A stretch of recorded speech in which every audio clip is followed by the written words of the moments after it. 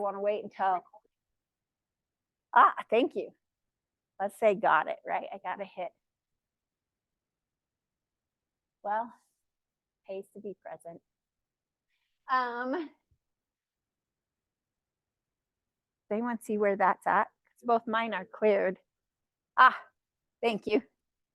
I'm like, I've clicked it on all of the computers.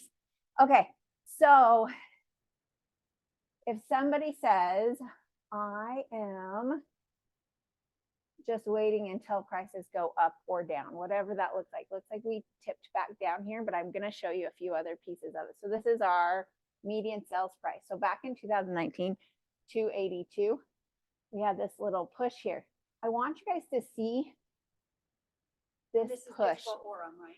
This is just Orem. You can do all Utah County, whatever that is. But I want to show you the relationship between this green line and this blue line. The green line is the number of homes listed, inventory. The blue line is price. Number of homes listed, fourth quarter,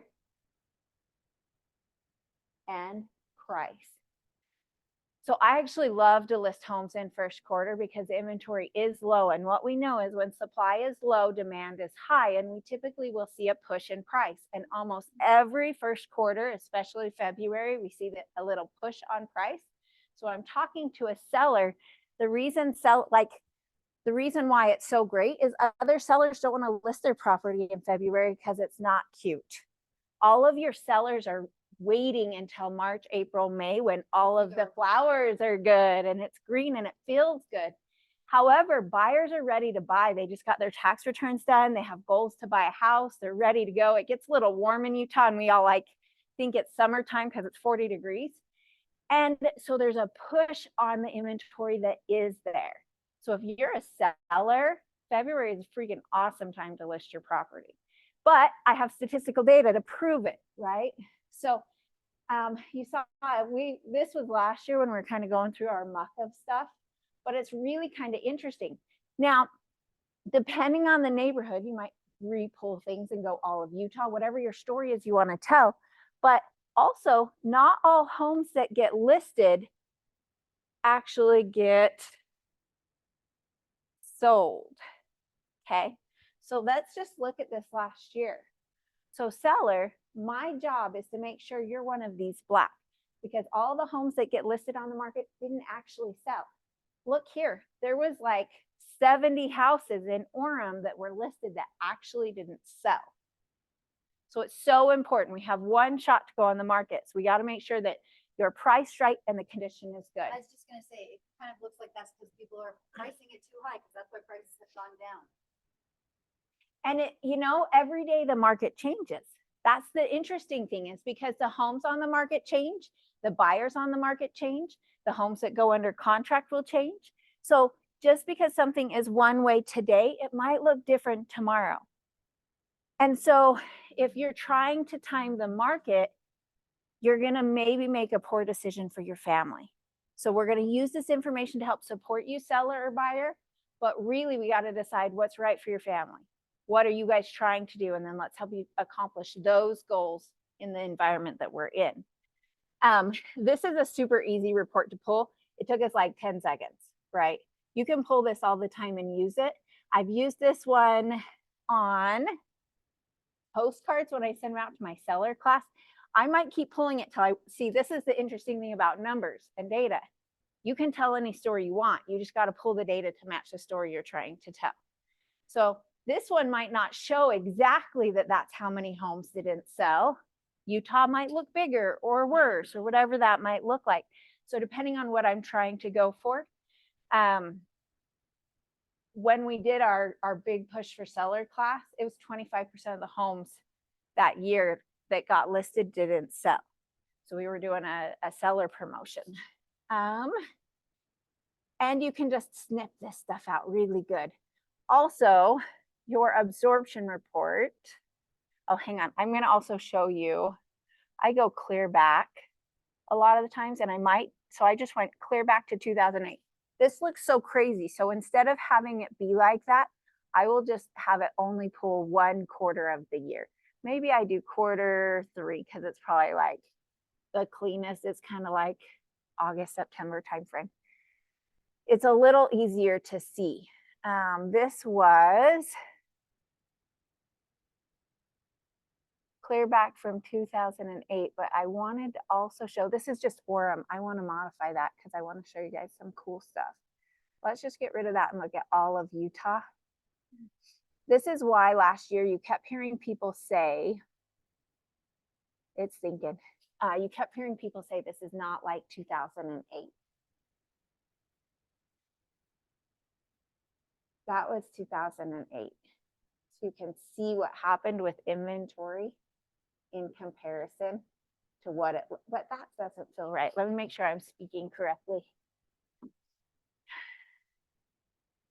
I gotta go back further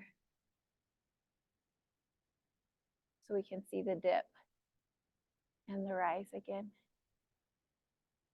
I think data is so much fun, but the feedback that I get from my classes is the data is good. Like if I do buyer, seller, and market updates, the data is good, but maybe like half.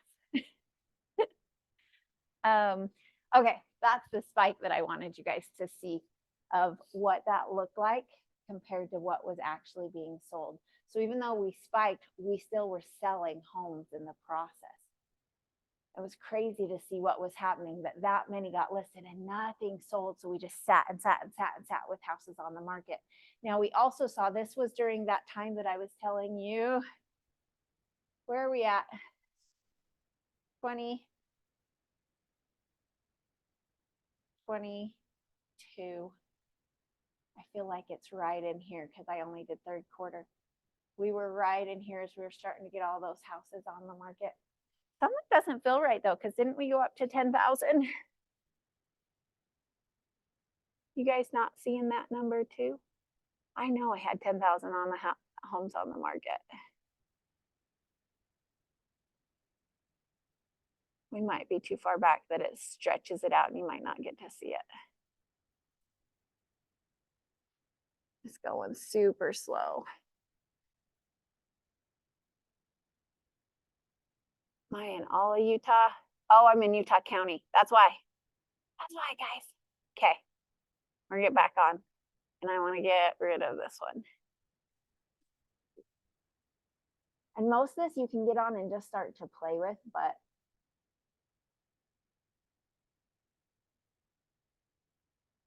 where does, is that somebody that said that? Are you guys reading that? Not hearing anything, turn up volume. Is that an old comment? I don't see that comment. Up at the very top. I don't know. No one's complaining, I don't think, so we'll just take it for what it is. Our thing is being slow. We might have to jump out of this one. All right, we're gonna jump back over off of the MLS and go back into this one and keep moving. So months of inventory. So buyer market, seller market, or a healthy market. So right now we're right around 3 months of inventory, and I still would say I think we're in a more healthy market, but a little bit, it depends on what it looks like. We're pockety. And what I mean by pockety is it's not across the board a buyer market or a seller market. Some of the houses that we see are some of the neighborhoods we see, there's multiple offers when we wouldn't expect it. And other houses that we'd expect to have multiple offers on, they're sitting for 6 or 8 weeks. Super pockety on what it looks like. And that's a script that I'm using with my seller as well. So, all right, let's keep moving because we got a lot to cover, guys. And even if you don't, I would recommend you play with the statistics tab. I think there's a ton of good stuff on there. But if you do nothing more than read his email and screenshot and share and understand, these are numbers, but if you can't tell the story, it doesn't help you. So you got to, before you talk to someone about it, practice it. What is it you want to try to tell them about before it happens? Looking at the number of sold that kind of rest of the Uh-huh. I think a lot of that has to play with the insurance. The narrative to get that one. And I think there was a lot of incentives and other things that were happening that was like, we got to finish. And always everything is, I've got to get this on this year's book. Yeah. So, There's some of that there's just pieces that just naturally like spur it on. Oddly, a lot of people move actually in December. There's a lot of purchases that happen in December. It's kind of funny because nobody really wants to move. But I went and showed a house down in Levan, and it was so funny because he's this big, furry mountain man kind of guy, like rough, tough guy. And we walk into this house, and they've got the wood burning stove going and the Christmas trees going, and it's all lit up. And he melted and was like, "This is the house. I can't believe it." Yep. I wouldn't have known. Like, he was all rough and gruff. And the minute that it was like, oh, they knew how to get me. It was so fun. But that's exactly what happens a lot of times. It's a hard time to sell because you have to be out of your home and things. But people who are buying in December, they're motivated. They're not just out looking for fun. Okay, so we talked about type of market, inventory a little bit, rates and interest rates, and how do those play a factor? You guys were just bringing this up, right? Like, do you think that made a difference? And if you guys have been on any of our calls recently, we've talked a lot about D.R. Horton. And the reason is because that's something easy I can talk with other people about. You guys all heard where their new interest rate is? They have locked rate loans at 4.99, which is a huge deal. Like, it makes a massive impact. We just were working with Becca on one. Her people qualify for 300, but with the new interest rate, they can probably qualify for 330, 340. With that interest rate, they might even be able to get up to the 350. So, and even if somebody doesn't want D.R. Horton, it allows me to ask the questions and have a conversation to find out if they need to move, right? Or if they're thinking about it.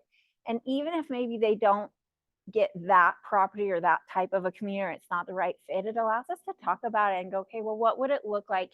Can we figure out a way to make it happen for you that still makes sense? But their FHA are 4.99 and their conventional are 5.5. Plus, they're offering $4,000 in seller paid closing costs on their townhouses, and they're offering $6,000 of seller paid closing costs on the single family homes. Like, they're good, and they have product everywhere. So, but get with your lender on what that looks like on interest rates and other things. So that people I was on with last night, she called and was like, hey, well, their furnace went out. So she's like, hey, I think we want to move. We're sick of our house. And she's like, I got online and I think we can do it. My husband just got a promotion. I just made captain. I think we can make this happen. And so she sends me the house they're looking at. It's a $750,000 house. And she's like, I ran the numbers on this. I'm like, hey, well, how'd you run the numbers? The problem is the calculator online said 4.5% interest. That is not what the monthly payment is. So first step is like, hey, give Jake a call. Let's get your guys' application done so he can at least point in the right direction for what you could expect on a monthly payment. And we're getting closer. And they still love that house. So we're going to try to figure out how to make it work. But having them get with a lender to know exactly what that looks like. On the flip side, if they work with a resale, they'll work with Jake. But Becky's out taking them to D.R. Horton, right? Or there's other options. there is. And even though they're going to maybe work with D.R. Horton, the first step is always a regular lender. They always are. Because if you start with the D.R. Horton lender, nothing else will look right. I'll be like, oh crap, that's $1,500 a month more. So just start with a regular lender. And then the regular lender will either match whatever the builder is doing, or they'll wish them well on their way. They want you and your clients to get the very best deal. Don't not ask the regular lender to match. It's just, I've never found a lender to be able to match what D.R. Horton does because they have their own loan program. So like, they just can't. We try. They don't make it. But know what your rates are. People ask me all the time, like, what are the rates today? And to be honest, I say, I have no idea. Like, they move every day.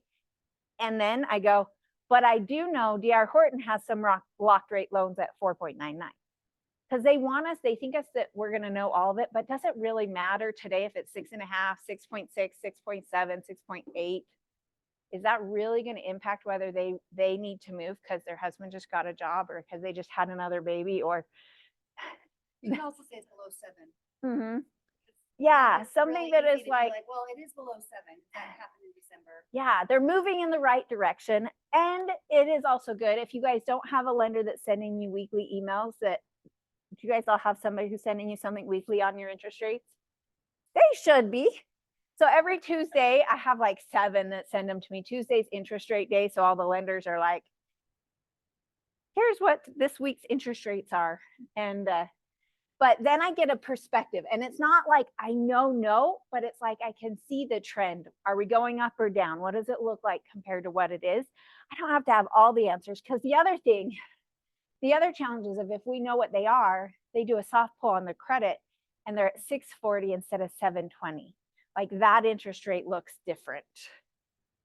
That was a little bit of a bummer too. To ask what interest rates are, and they assume they're going to get that great rate.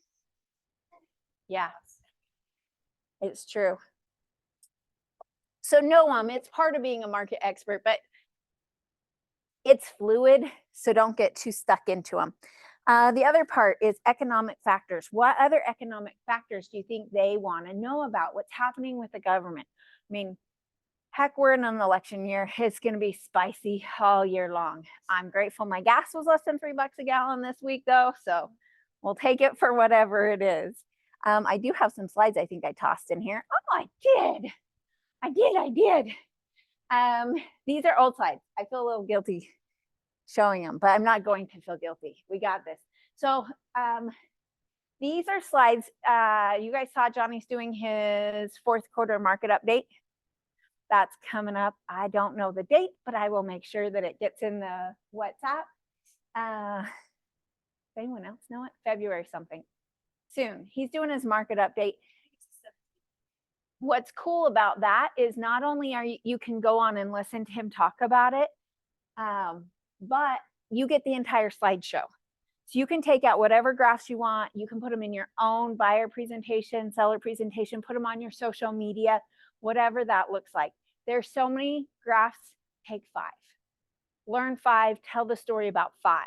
He'll probably have 150, which is just too many. This is one I use a lot though. And again, this is an older slide from one of my classes that I taught, but just really understanding that we have had more years over 5% than we've had under 5% on an interest rate. That what that was an anomaly. It won't ever happen again. We're never going to be back. We had the perfect storm that took place with COVID. It just was weird. Now, this is another one that I show often. This is about rents. So your reds and your oranges are places that experience double-digit increases in rent. So Florida showed up on that. Utah area showed up on that as well. And this is one I show because we were really blessed. We ended up, all of our investments are in Florida. So our 2 fourplexes and 3 duplexes are down in Florida. And these poor people, they really have experienced like almost doubling in rent in the last 5 years. This is a great slide that I use in a buyer class. As well, this slide is more Utah driven. This shows where Utah County actually surpassed Salt Lake County in rents. Not crazy, high demand. And then how it impacted our affordability, because that's really something that made a difference. If you guys recognize this, this is just off of the MLS. I just screenshotted them. And it's really what is our difference between 4.5 versus 5.5 versus 6.5. So when I talk about inventory, supply, demand, and what took place, we do talk about that. And I'm pretty open about what that looks like, is that of course our prices had to fall. We had this crazy thing that took place in January of last year, January of 2023, January 2023, because no, it had to have been of 22. You guys, it's all mushy. It's all mushy. I got to go look at my stats on what that looks like. When we shifted, when our interest rates went up, that had to have been 22, huh? Last year is just a black hole. I blocked it out.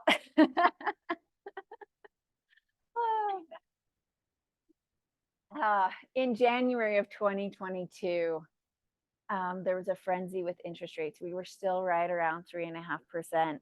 And everybody knew it was coming, it was coming, it was coming.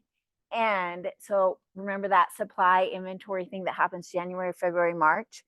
The values literally went up $50,000 to $100,000 within that 90-day period. It just went whoop. Well, then what took place is we only have 2,200 homes on the market in, say, March, April timeframe. And this is what our interest rates look like. Like, I remember I had a house. I was so excited that we got them sold before they went up from up to 4%, because someone around the corner ended up listing and we were at 4.5%. And I could show them the difference between what the monthly payment went up for the seller and how that impacted it. And so, of course, prices had to come back down, because that buyer who was buying the $400,000 house, all of a sudden it's still $400,000, but they just went up $800 a month. So seller, there's no way you're going to get the same price for your house that you did 6 months ago, because it cost them $800 a month more. This is how we got them to understand why. And again, all these are mostly for you guys to understand that you can start to tell stories. Now, this is another slide that's going to come out in Johnny's thing, which I think is really important, because everybody's like, I'm just waiting for foreclosures. I'm just going to wait till the market drops out. This is my time. We're going to get some short sales. The difference is that right now, there are only less than 2% of homes that are underwater on their house. We're not going to have the same problem because they have equity in their house. They're not going to let them foreclose because they're going to sell before the foreclosure and keep the equity. That was different when we were looking back here. 25% of homes were upside down on their house.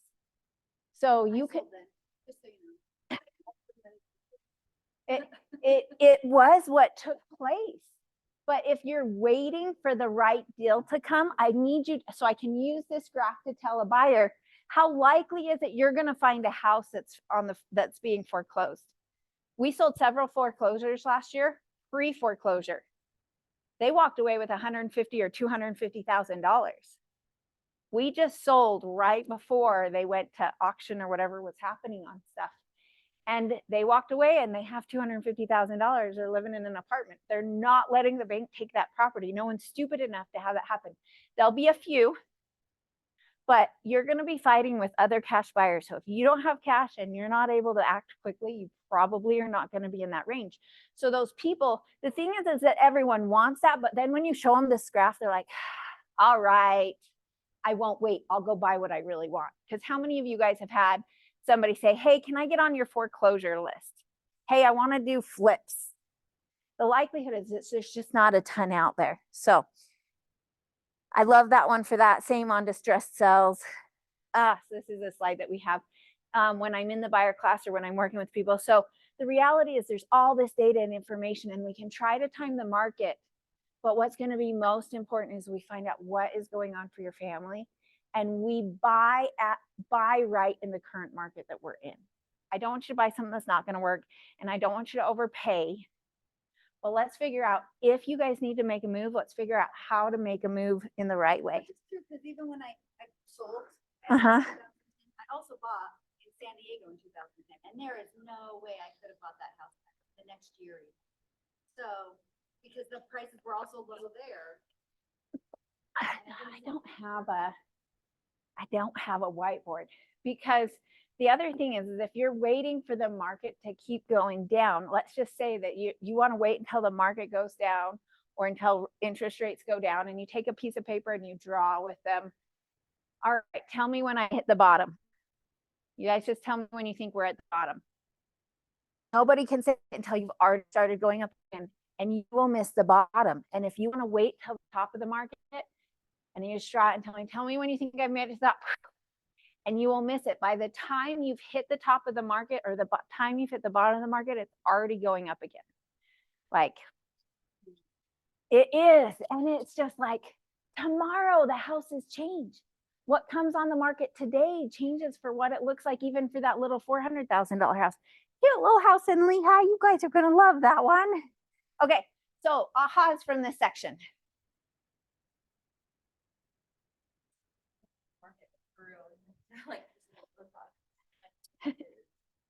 Play on the MLS, get on the stats tab. Well, Mm-hmm. it's also like, to me, it seems like any number doesn't tell a story if you don't have other numbers to compare it to. Mm-hmm. Like, you're just looking at Dean's weekly email. You're like, look, Dean's email, but really you need to look at the Mm-hmm. pattern that it's changing. The That last month, you pattern. need to look at the last 6 months, whatever. Yes. So that you're able to compare, because if you just have one number that doesn't, it's not enough of a, it's not enough information. Good. Different market, like go home. What things were 10 years ago. And you might even just have something specific you're looking for. So if you don't have a buyer or seller to look at, pull your own neighborhood. Start to look and be like, well, let me think about it in my eyes of what that is, or your parents or your kid or somebody. Grab somebody's address and think about them. That's why, like, to learn CMAs, you just have to actually do CMAs. You actually just have to grab the somebody's address. You can't just kind of pretend you, and we can give you an address, but it won't mean crap because it doesn't mean anything to you. It's perspective. You won't have a clue, but if it means something, even if that's why, even if you go to your database and be like, hey, I got to master these, can I do this for you? You will have a reason to understand it better. So good. And I want ahas from everybody, because if not, it wasn't worth my time. So I need at least one from everyone. Yep. So you'd say the market was how to sell. I think it's the most balanced we've seen in a while, probably since 2017. I think our closing costs, part of the way I would say that is what I'm seeing in closing costs. I think we're seeing say more like $5,000 in seller paid closing costs compared to a few months back, 10, 15, 20 in March. It was probably 9 months ago. Almost every offer, I had multiple offers on one of our listings. There were 5 offers on it, even though it was a tough market, but 4 out of 5 asked for more than $15,000 in closing costs. Anything from the pharmacy? From Walmart? Okay. Connor did make. Oh, Connor. Look down at the bottom, it says chat. Oh. Pick 5 graphs. That was Chris's. Pick 5 graphs to tell the story, because following the market is so important. I need to time block market research into my weekly schedule so that I can be ready for anybody. I love it. The other thing is, I'm going to show you guys a couple things that are super easy. How do I make that now? Like this. Hang on, like this. No, maybe. No, I just want to minute. Technology is my superpower.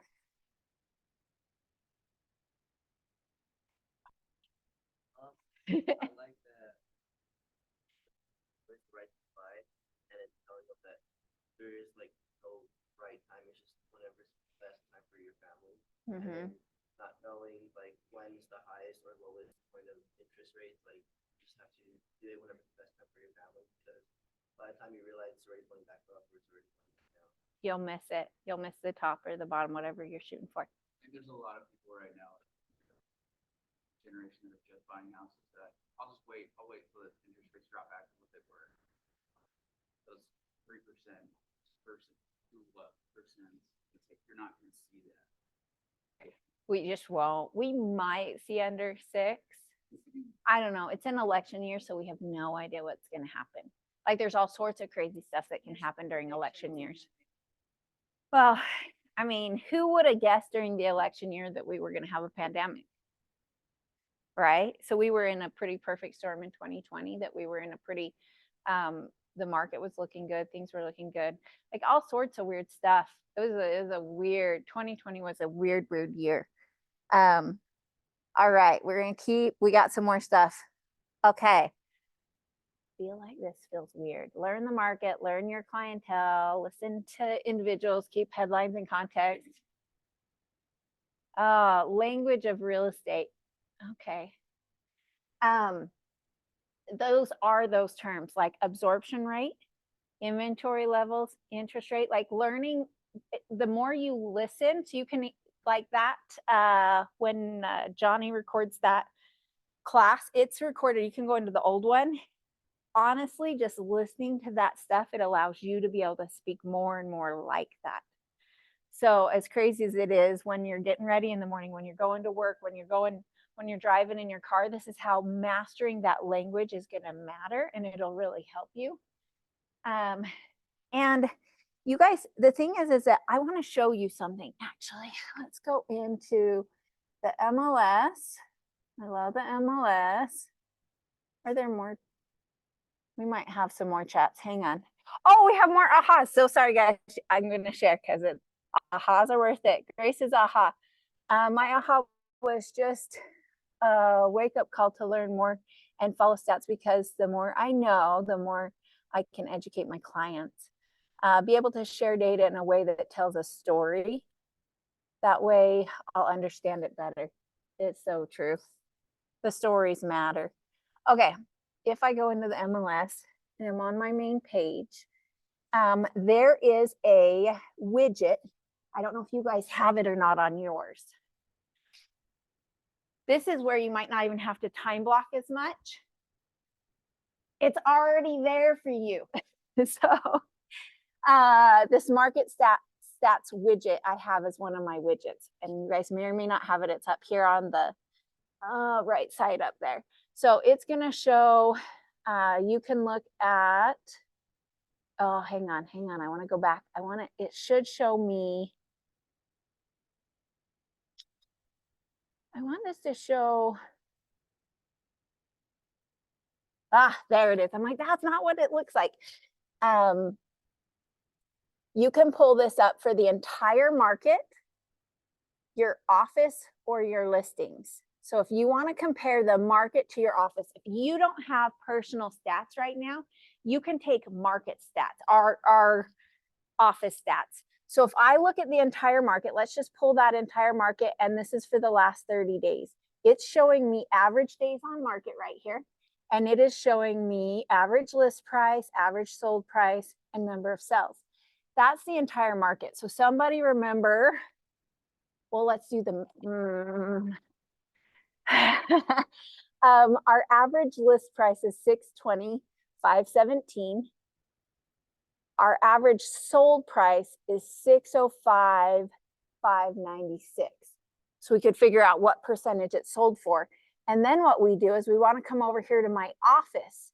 Now my office average list price is $547,627, and my average sold price is $534,693. You're good. Are you catching the second one? The first one, so our first one was the entire market, $620,517, and it sold for $605,596. So I believe we take $605,596 and we divide it by $620,517. And this is the story we want to tell, because I actually want to do a percentage here versus a dollar amount, because it says that our office list price is actually lower. So if I'm going into a luxury listing, I don't want to actually use those dollars. I want to use percentage, because it's going to be the story I want to tell. So we want to see, are we outperforming the market? So 1%. So we're selling for 99%. So 605,596.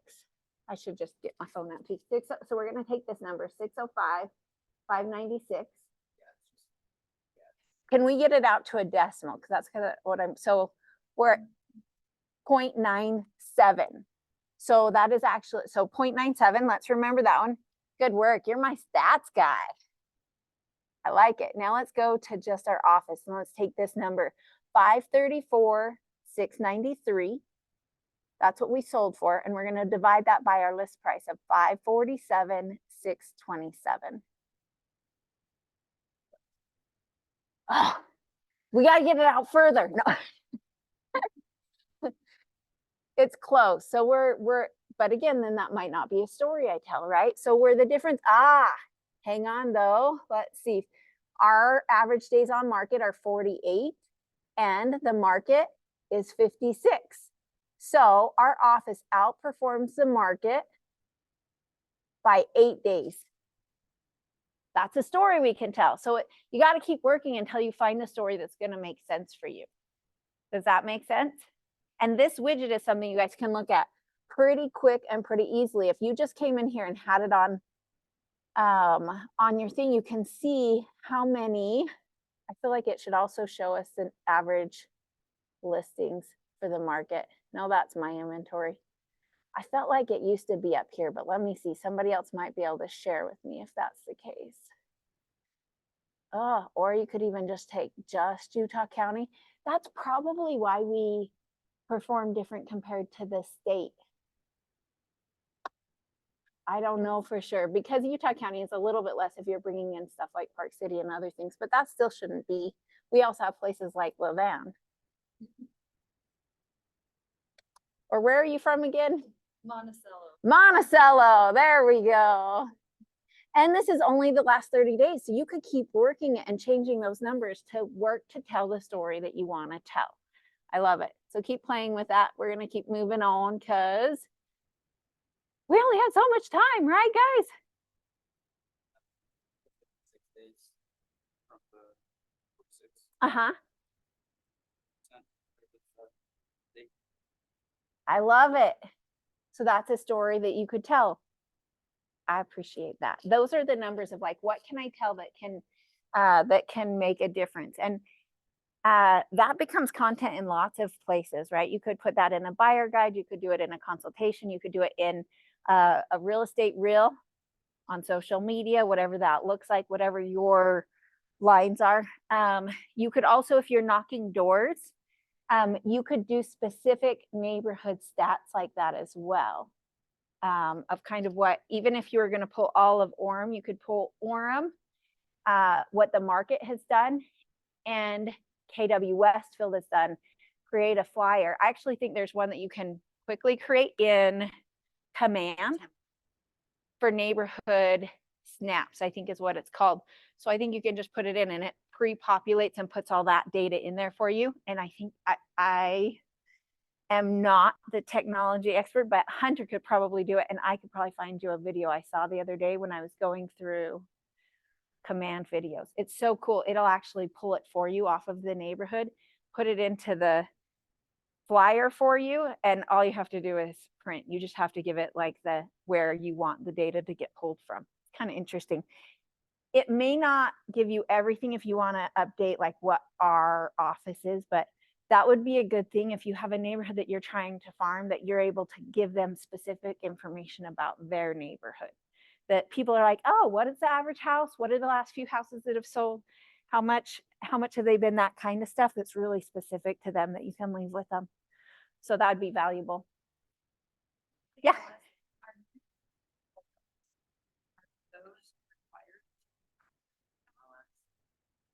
Not required, but they usually are. But let me show you. Have you seen down, you know how down below in the searches where you go to include or exclude new builds? So when you're doing this full search, are you talking about days on market? Obviously, I've seen like all builds shown on the MLS, but with the amount that are going up so fast, where they don't actually list them on the MLS, or for instance, if people are just go there and have something built, is that number then captured within the MLS? So it depends. It serves the builder if they are higher in price, even if, let's say I go to DR Horton and they haven't listed the home yet, and we go under contract it before it hits the MLS, it is likely that once we're under contract, they'll put it on the MLS, especially if it's a higher price than their neighborhood, because of the comps for appraisals. So it's a lot of times too, if it is like a custom build or other things like that, they will end up getting it onto the MLS at some point in time so that they have it for comparables. So what you're saying too, like, it's like a condo and they have like 100 units. They don't put all the 100 units on, right?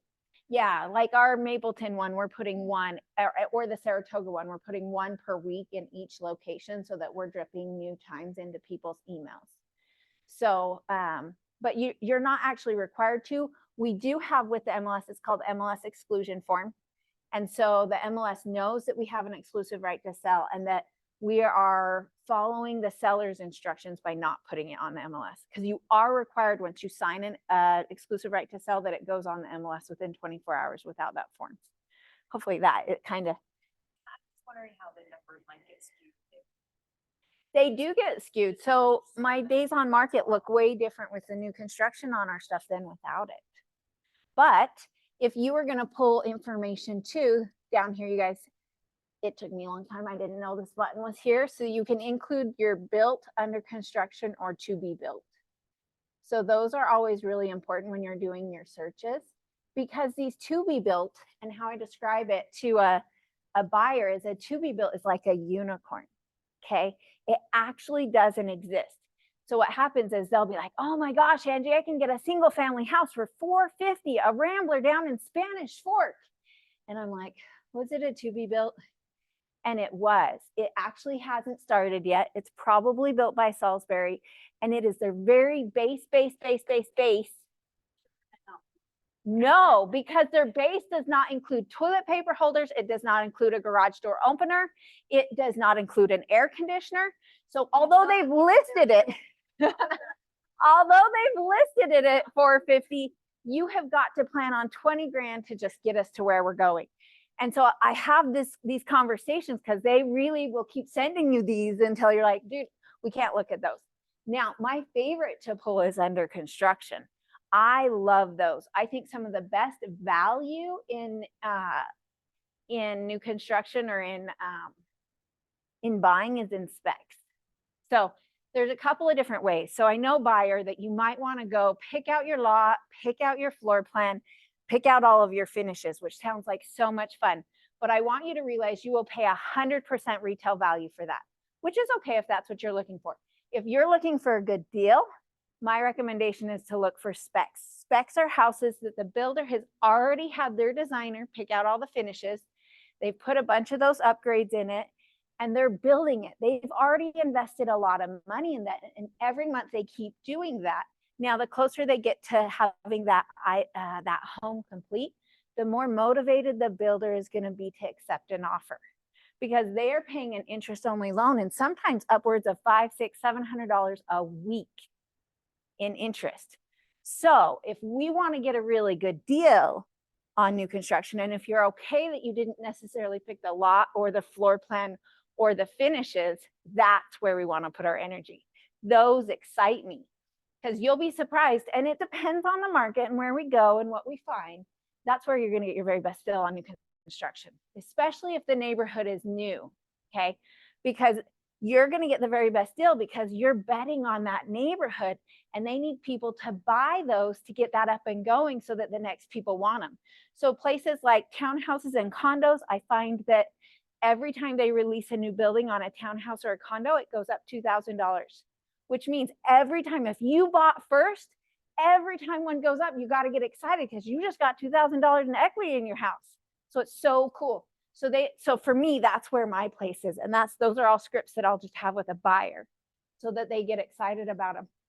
And then if we need to move in right now, we have to just get rid of both of these, because under construction means they've pulled permits. That's all it means. It could be anywhere from permit phase, and we haven't even broke ground, all the way up to C of O, where they've got their certificate of occupancy and they're ready to sell the house right then. Those are like, seriously, you find those where they have their C of O. Oh, those are like the ones. Move in ready, because that builder is motivated. He wants to get that off his books and on to the next one. So you could also do searches for built, and then I would, oh, that's not my computer, just a second. I would do like 2023 is my minimum date, and then built, and that brings me up good like spec type houses. Set yourself up for hot sheets for these. And then there is 4,700 stinking matches of that. Holy cramoly. I want it just for fun. This is going to be fun. Oh, no, I forgot to put active. I was like, holy crap. We're down to 903. And you know what else I'm going to change? Single family. We're down to 589. And this is all of Utah. And then I'm going to go Do we have any new construction homes under 500? That's pretty steep. Right? That makes you want to go sell some of those houses. Let's see what it looks like. Oh, wait, that's all of Utah. Hang on, we got to fix this. Probably 30 years. Good work. You know your numbers though. That's fantastic. Okay, so let's take a look and see if there's any of these that sound like fun. The other thing you might want to put in here on your search is HOA max. Maybe on single family, you don't want to pay more than maybe $50 for an HOA. Depends on who your people are, right? But it's likely it's going to have an HOA. Why don't you want to click on this? It won't give it to me, you guys. I love this new, hang on. Maybe it's because I'm clicking the wrong, it was me. I got this. Let's move these heads out of the way. There's some good houses. Anyone want to bet if that is a Salisbury house? 471. I don't know for sure. Have you worked with Salisbury before? Sorry. Their stuff looks nothing like, and they are hard. Like I literally had no idea it didn't have a garage door opener. So we closed on the house for my poor buyer. I ended up buying her a garage door opener because she was like, it's a new house and I have to open the garage like this. I'm like, what the heck? Ooh, special interest rates, Eagle Mountain. Have you guys been out to this neighborhood? It is such a cute little neighborhood. They're at 564. Let's see who's building this one. LGI, this is actually a different one than I would have thought. That's a cute little home. Let's see what kind of interest rates they got. I don't know what it is. Got to call and find out. That's cute. Good starter house, 464. So there's some fun ones. These would be my ones I'd be out showing people if I've got somebody looking for a new buyer and they're not going to live there forever, right? Get them into a house. Yeah, it's going to either make a good rental or if it's out in city center, you guys will probably sell it for them 2 years from now and you help them get something that's not in city center, right? Like it's a guaranteed listing 2 years from now. Okay, so fun, so fun. I want to show you guys a couple other slides that I put in. Oh, this is the investment class that we're going to go through and teach. But there is another slide. Maybe not. Maybe it's a different class. Nope, right here. I actually use this format when I teach any of my classes and I update it. When we talk about inventory, because people talk like there's so many houses on the market right now. It's a seller's market. And you guys, and I'll just do this in the class. I just want to walk you through what that really looks like. So even though the news wants to lead you to believe it's a seller's market, let's look at what's currently on the market. This was mid-year last year. We have 6,500 houses. Hello, come on in. 6,500 active houses in Utah. But then when we look at just Utah County, it dropped us down to 1,416. And active single family homes is only 1,041. And active single family homes that are built, we just did this with you guys and went, let's get rid of under construction and to be built. That brought us down to 689. And under 500,000 was 87 back then. And the reason is that I also want to set the right expectation with the buyers that are sitting in my class, that if there's only 87 homes that everybody in Utah County is looking at, we're likely, even though we started out at almost 7,000, we're likely to still be in multiple offers here. So I want to make sure you understand that even though you've heard in the news that you're going to get $20,000 in closing costs, you might not. So I just want to help you know that. And this is a super simple format that I can pull in probably 3 minutes and gather it. But as we walk it down for people, it's just really helpful. So let's take and get rid of that one. Come back to this one. Slot you.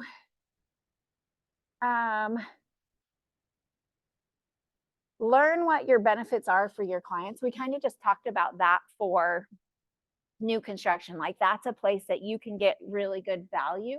But also you had talked about, April, you talked about that you bought and sold in the same market, that you really, Which most people do.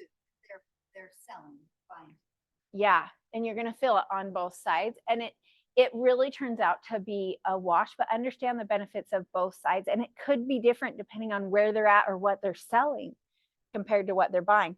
I mean, maybe they're selling a $700,000 or $800,000 house and they're downsizing into a condo. It might look different for them on what that might be.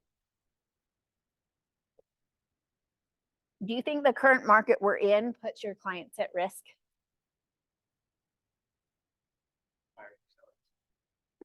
Either. Yeah. Let's have a conversation around that. Yeah, on both instances, they're paying more, interest rates are higher. I think it But then could be. What's the risk of that? 'Cause I don't see that. As a seller, they're gonna be, if they're selling their house and they already have like a 3% interest rate they got in 2021 or 22, and it sells, and they're gonna be buying at 7% interest rate. There's risk involved. Doesn't mean it's good or bad. Just risk. There's it not good or bad. I love this open dialogue. I feel like though, like if somebody is selling a house right now, it's for a reason, right? They need cash, or whatever, right? Or they need to eliminate the cost it's costing them, or they need to move for one reason or another, or they want to upgrade, or they want to downgrade, or so like, then there's not really a risk there because you're fulfilling your needs. So to me, that's not, I don't know. I don't know how that puts them at risk. I think there's risk in real estate. Yeah, if you look, because if you get rid of like the personal reasons, you're just looking at just the real estate itself. Or numbers. Or just the numbers itself. And if I'll tell you, if all you're going to do is look at numbers though, you won't help them reach their goals. So yes, we have to put that in the factor. We can't just ignore it. And there is risk because what if they didn't shop loans and they could have gotten a 6.5% interest rate and they got a 7.5% interest rate? What if they didn't have you on their side going, no, you got to talk to 2 lenders. That's not good enough. Because you guys know lenders never give you their best deal right out of the gate. They just don't. Even your BFF. You gotta help them give you a better rate. And that's the thing is, it's not like buying a gallon of milk. It's not like one buy and you're done. Your interest rate affects you every single month for 30 years, right? So you got to really help them know that and not just be like, oh, willy-nilly. That's fine. But really, I think loans are a big part. So I always, and this is a script, as like, we can get you a good deal on a house, but you know, it's going to make the biggest impact over the next 30 years. Let's get you the very best deal on your loan. Like you're all worried about negotiating $5,000 off of your freaking contract. Let's go negotiate the loan. That's where the impact, that's where you can make an impact in their life forever. There's buy downs. Do you guys? Also, if you buy now, because you have to, let's say, the thing about that Or is sell now. that- well, let's just talk about buying because everything. But if you buy now, you can refi if interest rates do go down. And then you can hold on to that for as long as you need to. You know, like most people do not own a house for 30 years. They When you're don't. talking about a 30-year loan, it's really, that's not even really something that we should all be thinking about because most people, are you planning on living in this house for 30 years? Maybe then should be the question because. And then it instead of may a make buy bigger down, difference. you might consider an ARM, where in 5 years it's going to go up. And Because can you ask might, for a buy down from the seller. I'll pay full price if you'll do a buy down for me. And then they're So- feeling like they're getting a better deal and. honestly, like if we only look at numbers, you probably won't help them. Because as I look at numbers, I'm like, why the hell would you do it? So I had some buyers this last year, or sellers, sellers. Well, they're young kids. They're one of my best friends. It's her daughter. And she called me. She told me, don't tell my mom that I'm talking to you. Because my mom would tell me this is a really bad idea. They have a townhouse. They've been working to pay it down. They owe $110,000 on it. They're less than a 3% interest rate. She freaking hates hates her house. I go, we try to run numbers. I was like, you shouldn't sell your house in with your mom. You should stay in your house, figure it out. A few months later, she calls me. She's like, I can't do it. The people next door just peed over my fence. I can't do it. They're smoking weed. I can smell it in my house. Like, I get out of this place. Got to get out of here. Can't do it. My dogs are going crazy. She just has fur babies. I don't know, a bunch of them. I don't know, a bunch of fur babies. So I go over again and we work on it and we work on it. We go, okay, so what would it look like? Just because you have this 3% interest rate and you hate your life, is it worth it?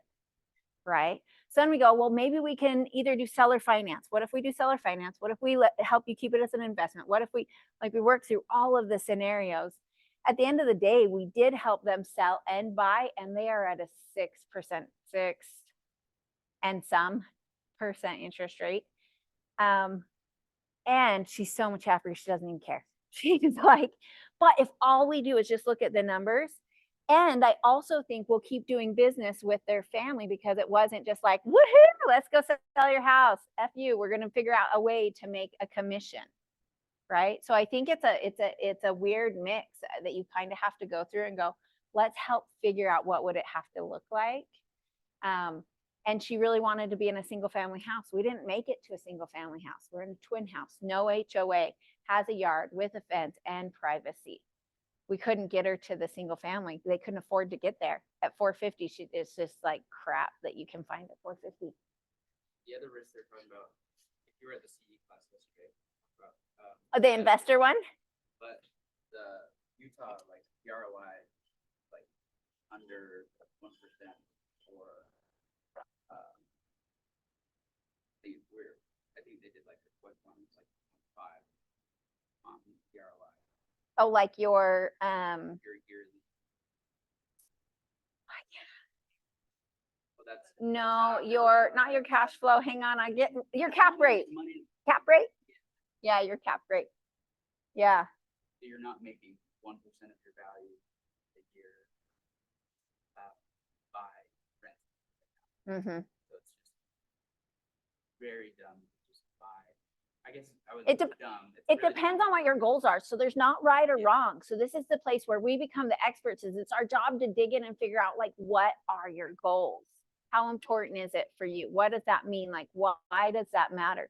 Are you looking for appreciation? Are you looking for long-term? Are you needing this money to pay your bills?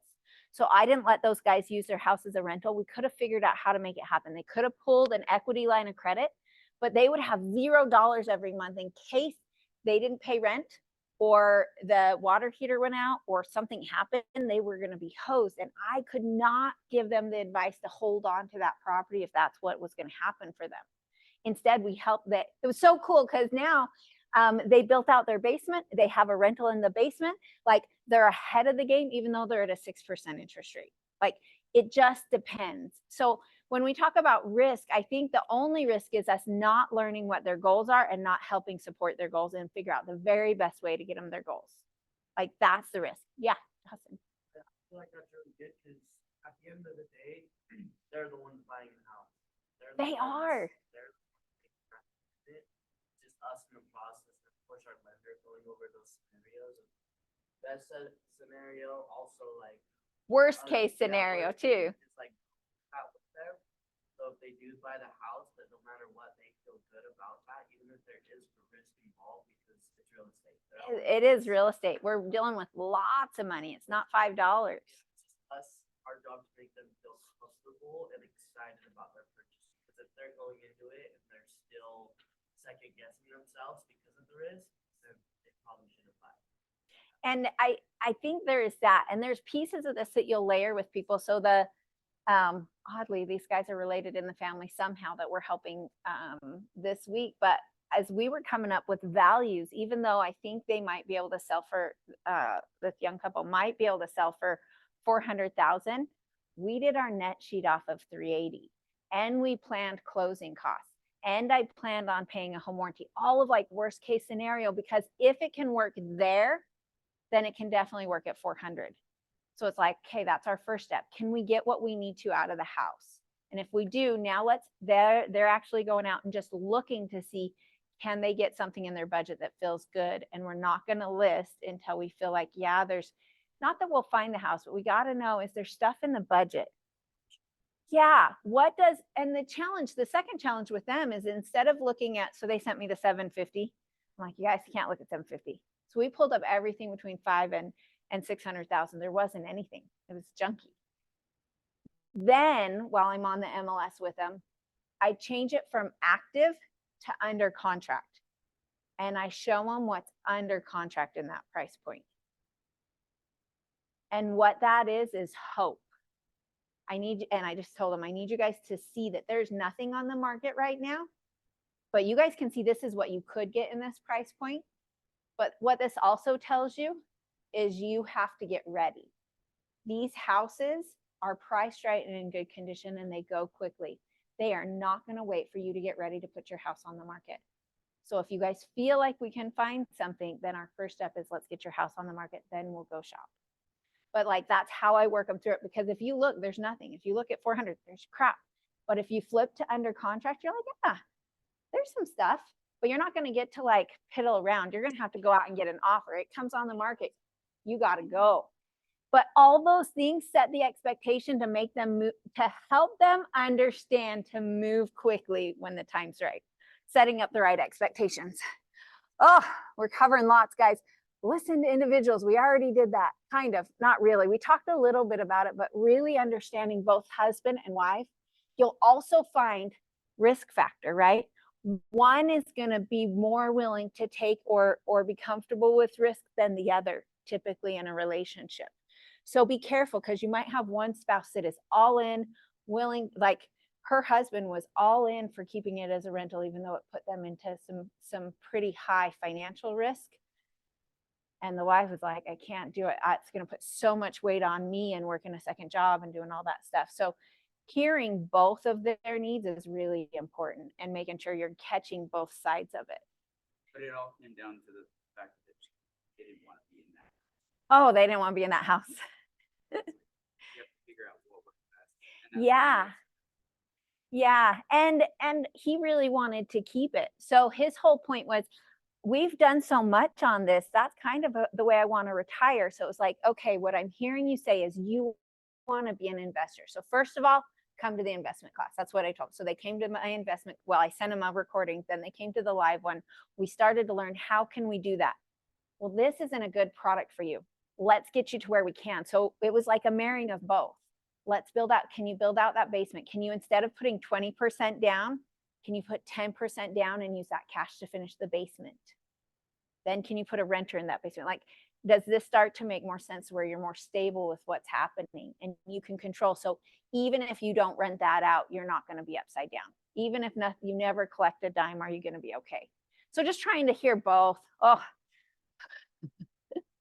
almost always they're so different. We kind of already talked about this, keeping the headlines in context. They're hearing things. We've already said we're in an election year, so they're hearing all sorts of stuff. Help bring them back to reality. And that's where, like, I know you're hearing a lot about this. There's a lot of noise in the market. If you have questions, call me. Like, get them to have you be their expert. Okay, ahas from the section. Let me see if we got any, hang on. Oh, this one.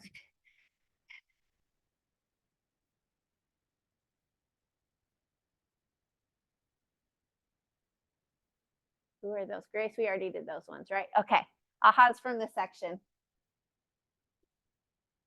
I feel like I should hand a mic around for you guys. I'll just come close. Who's going first?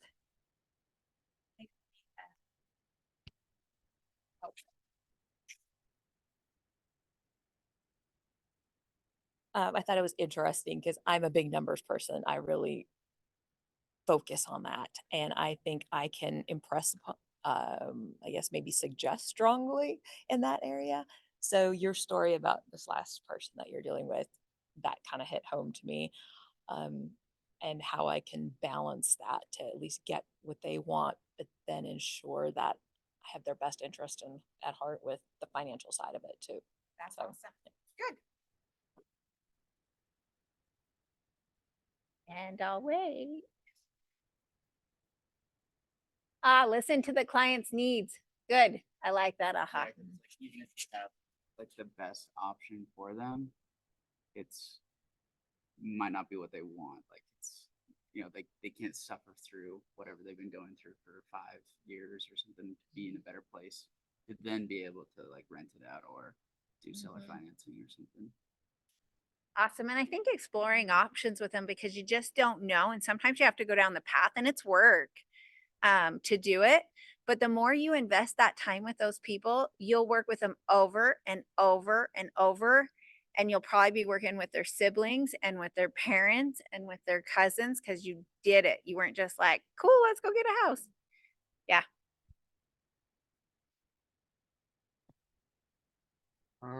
Something I took from it is just being an expert in your marketplace. Like every week, be looking at the market and create stories for your clients and just try to help them the best as possible. And I mean, people are attracted to people that know their stuff, especially in real estate when they're about to purchase a house. So just being an expert on that. That's actually something you guys could do to help each other, is to actually get together and be like, hey, I want to tell you a story about the market. Like actually craft your own story that you want to tell and practice with each other.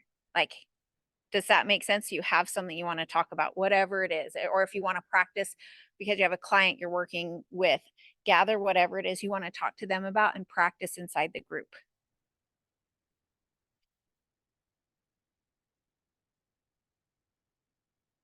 We're so close to being done, guys.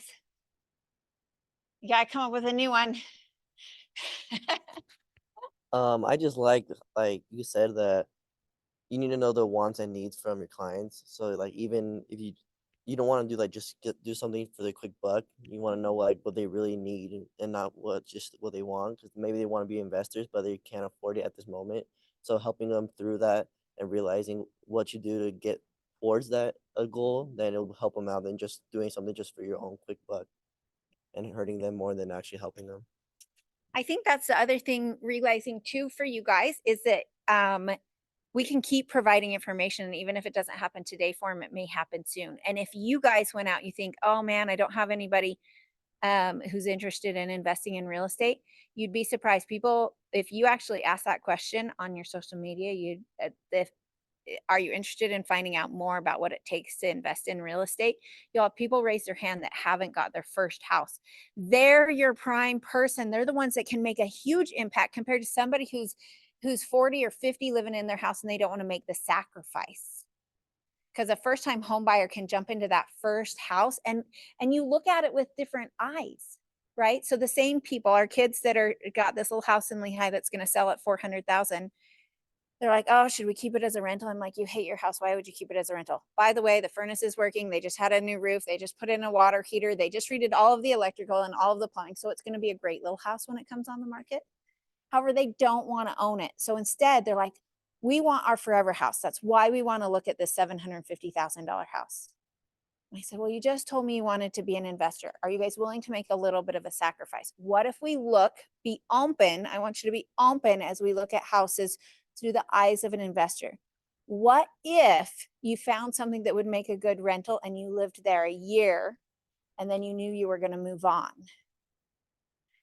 Instead, maybe you could look at a house at 450 or 500,000 that would make more financial sense for that. And then you can move into the forever house. They're like, huh, I didn't even think about it that way. I could have both and I don't have to keep the little house that's making me crazy. So just ideas of like, can we get them to hop and then hop and then hop and then they get their owner occupied rate? Huge. If I go buy a house, I got to have 25% down and I'm 1% higher than everybody else. You guys could get it at 5% down. That's huge. You tell your clients what they should. No. Like even if you see like, oh, you should do this. You can So tell them. there's a book called Exactly What to Say. Super short read. If you want the PDF of it, I can share it. I love it because it's things like, would you be open to? Like thinking about that. They want you to bring up suggestions, but maybe not tell them right or wrong. Would you consider looking at it this way? Like that book is great. We should actually, we should do that as a book club. We're gonna go this round. I think just, I mean, kind of on that, but there's just so many options available, and it's knowing the options, whether it's, like pushing, I didn't even know that, working with like your lender and like trying to get a different kind of like interest rate, it's like going that way of like, that's the more smart way versus like fighting down like your house price. But regardless, if we look at the stats, uh like the houses are always going up. Like they're never going to go back to what they were 10 years ago. So even someone my age that's in their 20s, they're like, well, I'm going to buy a house in my 30s. And it's like, okay, cool. Well, look at houses where they were 10 years ago. It's like they're going to be that much more in 10 years from now. So you choose, do you want a house 100 grand more Do you guys or know what it how is much now? The market's gone up this year, and it's been a tough year. Three market gone up? Yeah. From Well, the last- numbers. From last year to this one? 3%. 3% in a hard year.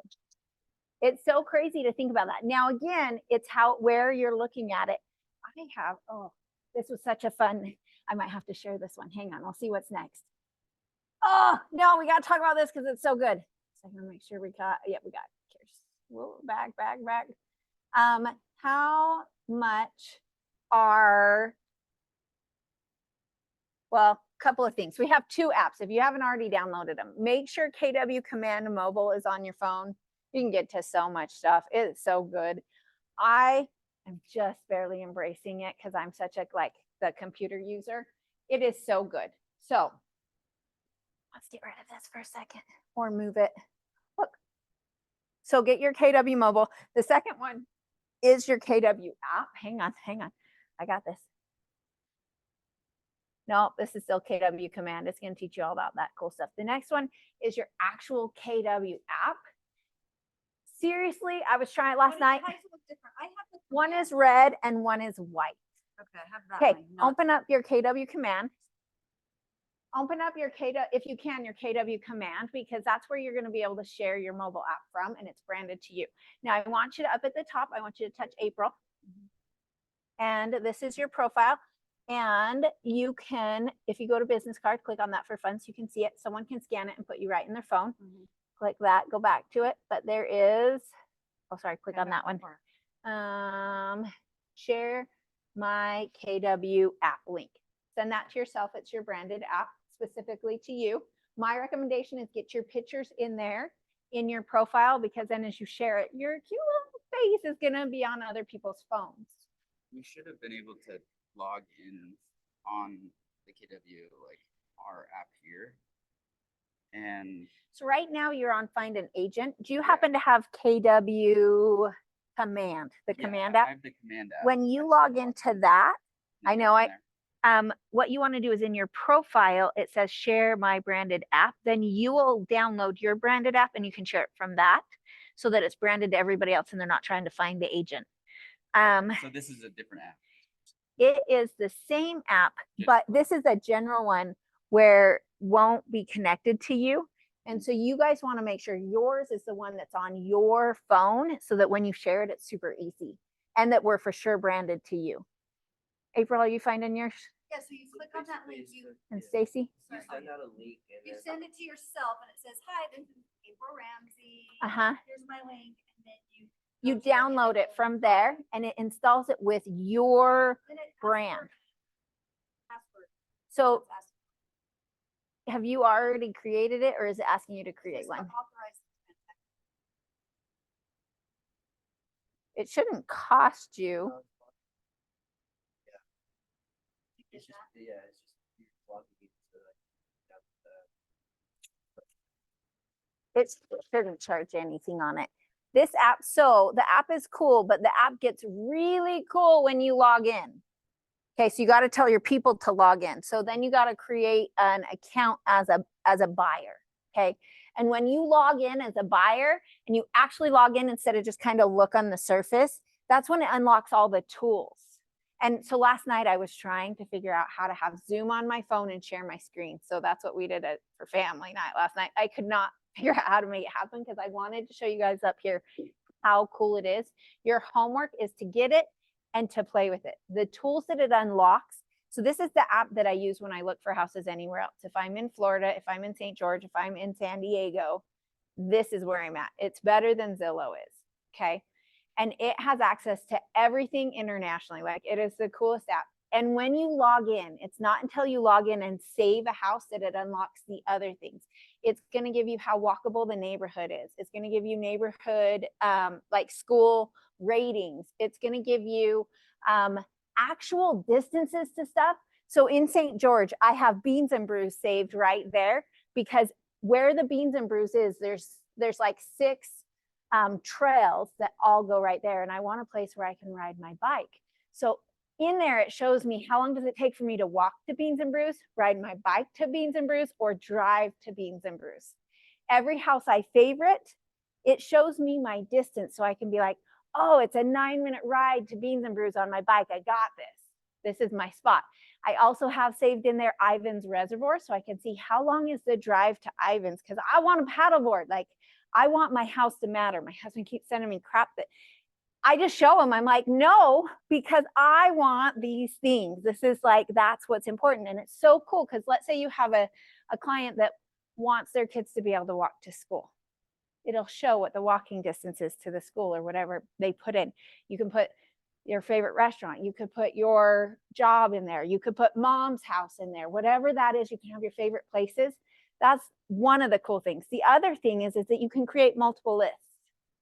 So it's kind of like rooms or whatever. So I have my favorites in Florida, my favorites that are in St. George, my list that we're going to go look at and drive by on Sunday, whatever that is. And you can have a co-buyer.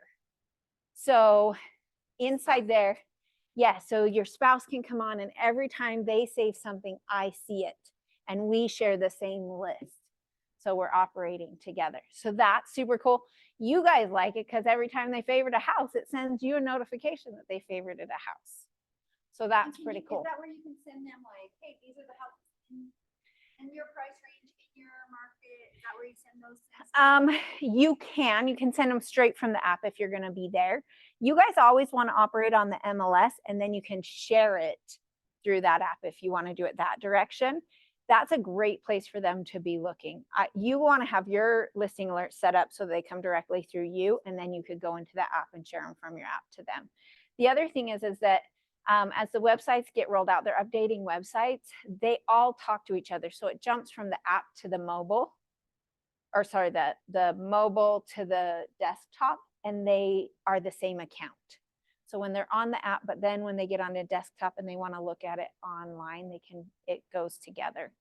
On the website, your website, there are ways you can set up hot sheets through there. I personally think that it's not as slick as them just playing. They'll play on there, which is going to be way better. And your listing alerts, you can. I can't speak to it. I don't have enough knowledge of that. I know I love the app. Well, some things work better. That's why I'm wondering, because you're going to have clients that are like, the app is going to be way better than an email. And so you want to work with what's going to work for them. And so that's why I was wondering. With the new update on how that works, I don't know the backside especially. So, but your guys' homework is to play with it and love it. Can we have a specific class on what you are showing now, just on the app? Yes, but before we do that, I have to figure out how to get my phone screen on the big screen. I tried to log into Zoom from my phone and was like, share my screen, and it wouldn't share. My daughters did. I don't know if it's because I have Samsung, but we will. That's a tech one. Okay, you guys, we're down to the last 2 or 3 minutes. So this is how to build your social media. If you guys don't have a system already, on Huddle today, we talked about falling in love with the system versus the goal. So I'm reading again, this is my 3rd time through Atomic Habits. It was so great to hear his analogy. He's like, you know, everybody who goes to the Olympics, they all had the goal to win, right? They all planned to take the gold at the Olympics. So everybody thinks it's somebody's goals that make the difference, but they both had the same goal and one lost and one won. And he said, you will not rise to the level of your goals. You will always fall to the level of your system. I just felt that so real of like, and we do have these goals, but the problem is if all you do is have your goal, it's kind of like in basketball, if all you were doing was watching the scoreboard, you wouldn't play very good, right? You got to focus on the plays and creating what those systems are. This is a great system that you can utilize. Like 10 posts a day. My personal opinion is never like. If all you can do is put a thumbs up on it, you're no better. They're not going to stand out. It needs to be, in my personal opinion, it has to be a heart or a care. I personally do care most of the time because I'm one of the 3 that puts care on there, and it might be weird, but when they look at their post, I want my name to be the one that they see. So like 10 posts, heart them. 10 posts a day, write 5 comments, and send 1 direct message. This would be even if you didn't want to use social media as a major platform. If you wanted to use social media as a major platform, I would times these by 5. If it was one of your main places, your main sources that you were generating leads from, it would need to be times 5. If you are just trying to build your base, then this is great. And consistency every day and having a system. When do you get on? When do you do it? And then make sure you get off because you can get I think sucked I'm in. really conscious too to try and build up people who are in this. That we know because I know they're trying to build. Absolutely. So they need comments. They need likes. They need those kinds of things. And you'll also right learn. now, like it doesn't, like in 6 months, they're gonna have. And you missed the next class when I said April was right. We should have let everybody follow everybody. They shouldn't have to put their thing out. I think it was the next week. I was like, she was right. But you guys should follow each other and also follow other people in the brokerage and also follow other real estate agents and don't be so stressed about not liking their stuff. Because if you have co-friends and your name pops up on their post, that's a good thing. Your name is just popping up more, right? It's like not a thing. Sometimes we're like, scarcity. I can't have the same friends as them. We all have the same friends. There is in my neighborhood, I can throw a rock and probably hit 7 real estate agents. Like might as well just, there's enough for everybody. Go be friends with them. The other thing is you can get information about what's going on. You're like, oh, that's interesting the way they do it. You also, another recommendation, follow a bunch of agents that are out of the state because you can repost their stuff and it's no big deal. That's leverage for content. Find some good people that you can just share that stuff up to your story because you've got content without it being hard. Lenders, home inspectors, there's some funny stuff those home inspectors post. It's good.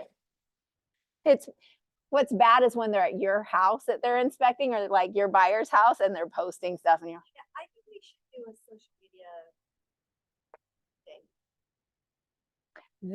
that sounds awesome.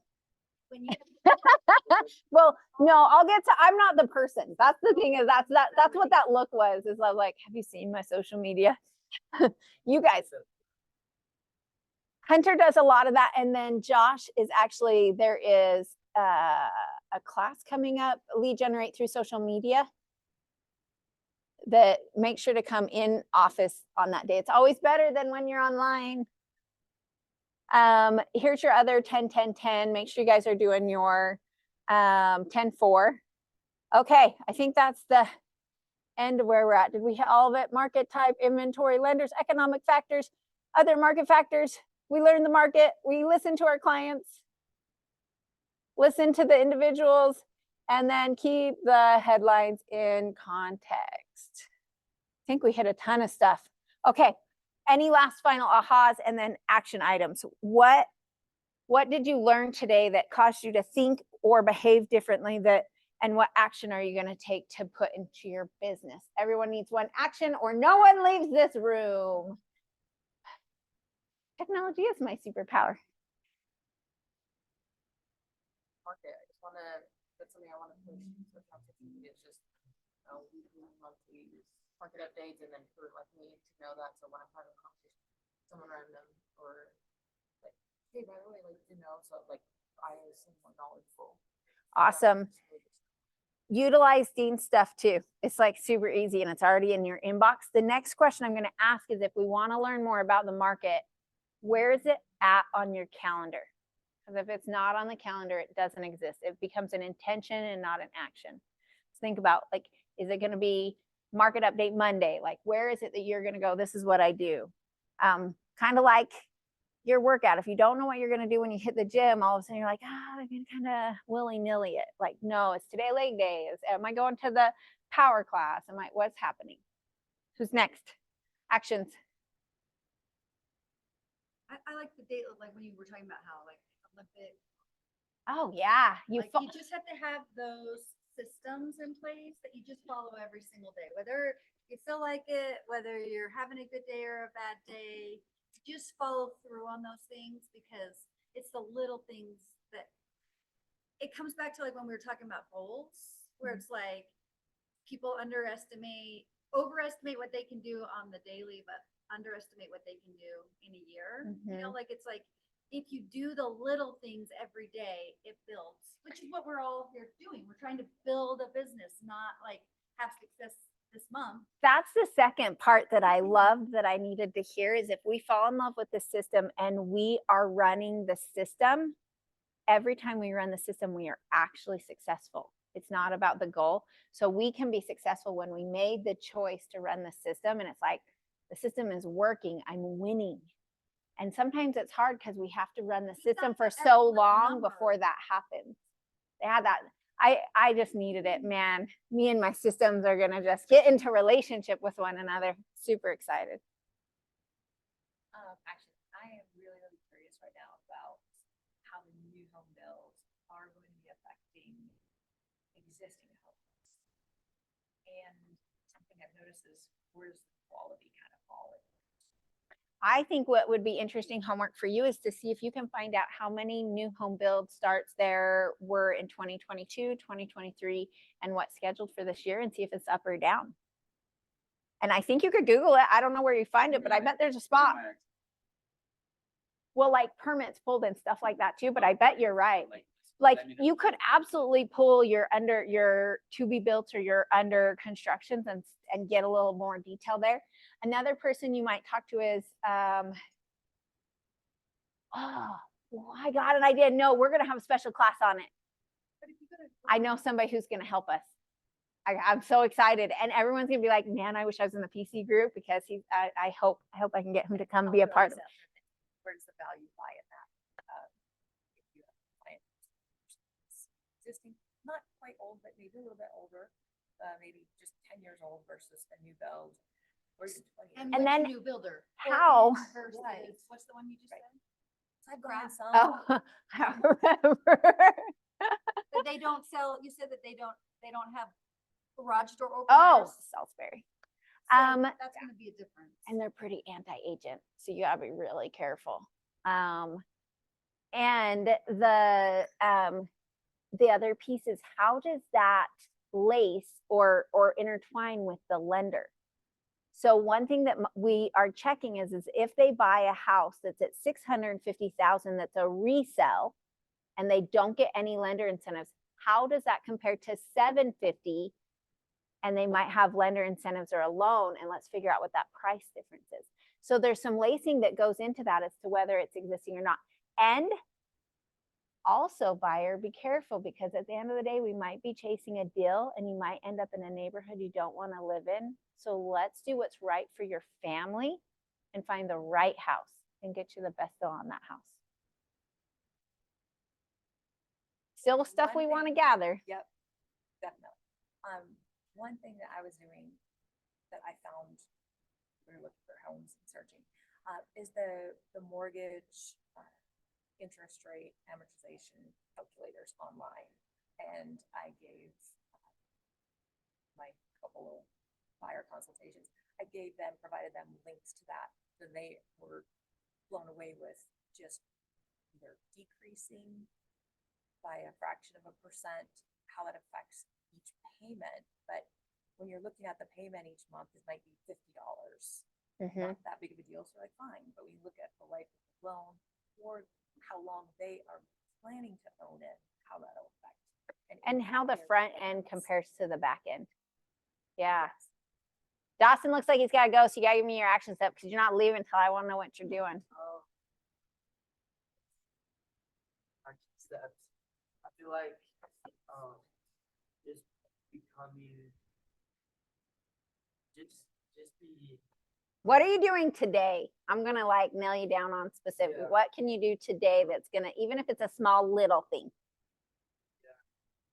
I just feel like really going in depth of the market, understanding. And you'll get better and better at it. The first time you see these condos over here and you see it on a listing alert, you won't know if it's a good price or bad price. It's consistency and continuing to look to know, oh, that is good. The other thing you guys can do on your listing alerts is not only put on active, do active, under contract, and sold, because you can watch the cycle of that home. You can see how long it took, or that neighborhood. If you're going to knock a neighborhood, you better have listing alerts up in that neighborhood so you know before other people know. But follow an area all the way through with active, under contract, and sold on a listing alert. You'll learn so much. You'll learn a ton. Action step. I like when you talk about so learning the interest and stuff, and then having a lender that will send you updates weekly. Because I didn't know that you have lenders to do that. So learning that having a lender that will be willing to send you updates on how the interests are weekly would be really helpful. Awesome. So you're going to call somebody or talk to your lender today and ask them to send them to you weekly. Good. Corbin. Well, obviously just like messing with the MLS and making sure I know how to use that, but also using all those numbers to my advantage. Like I didn't realize like while we were talking, comparing how our office does to the actual market itself, like how we're outperforming the market. It's like really good to, tell somebody like, oh yeah, I can start working with you more. And I loved when you changed it to a percentage because you told the story. You took that information and you were like, how can I make this? We outperformed by 15%. That was like that. Better than like, oh, we sell 7 days. 8 days. Yeah. And you'll gather your own numbers and your own statistics, but you guys can just use ours. You can figure out what percentage we are above or below. You could take sections. You could go Utah County. You could go Orem and compare. So that's the cool thing is you can change some of those statistics to see how do we perform in comparison and just use KW, use our office of what that looks like. Good work. That was awesome. Or Ignite have coordinating things that we should be looking, reading, doing online. Isn't there like online courses we're supposed to be doing along with Ignite? Are you in ProU right now? Okay. Yeah. So there's a few things in ProU, and we're doing updates in there. What my intention is to simplify, because sometimes you can open that stuff and there's just like, you get lost. It's like a rabbit hole. If you don't, it's just asking you to order it. It doesn't cost you anything, but it'll unlock the different things for you. So the buyer and the seller, so I've gone through and audited most of them. There's a launch, a business basics setup that's really good. And then buyer and seller and your case studies are in there. Like go along week by week. No, I recently was talking to, because they did everything that everybody had books before, and it's a lot of book, and most of a lot of it's the same. It's like this, like every day it has your 10-4 in there, every day it has this. And so I will have, like, there's just so many links, but if you want a digital copy of the book, that's what we should do. I will work on getting that out to everybody, or having it. I'm sure Ritz can put it in here. Molly sent it to me the other day that was like the whole book, Ignite from 1 to 30 or whatever, that you can go back in. You could print it if you wanted it. And there is some reading in there. Most everything, I would have to say 85% on the slides. So if the teacher's following, no, on that manual, the Ignite manual. So there is some things, if you were to scroll through there, you might gather, but if they follow the slides, you'll get most of it. Ritz, you're awesome. You're gonna have to put that into the WhatsApp group because these guys aren't on their computers. Thanks so much, you guys. I appreciate your help. That was a little longer than we should have been. Let's go get some work, go call some people. I appreciate everybody. And that was my first time with that class. How'd we do? Worthwhile? Okay, you'd come, next question, you'd come again. All right. Perfect. I think my computer may have died. So I'm officially dead on that one. I will have to figure out how to log out later. Thanks so much, you guys. Looks like we've got some action steps too.